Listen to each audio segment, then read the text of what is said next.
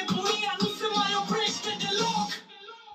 Insanity aici, dă-mă drumul mai tare. Un răbou adevărat, o forță în mișcare.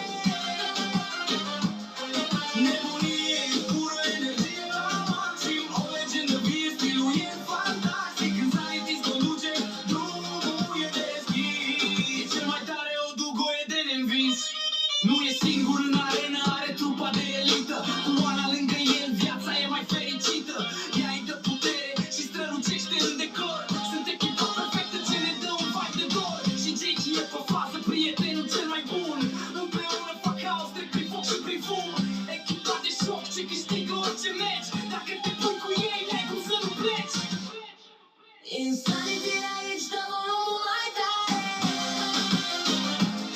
Un răbou adevărat, o forță în mișcare.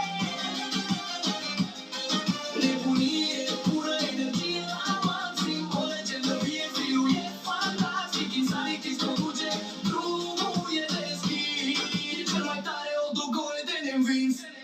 Când apeși pe play, timpul stă în loc. Ești purtat în lumea unde totul e un joc. Dar un joc al minții, al prieteniei și curajului. Unde el e capitanul ce dă tonul peisajului. Nu contează miza, contează doar trăirea.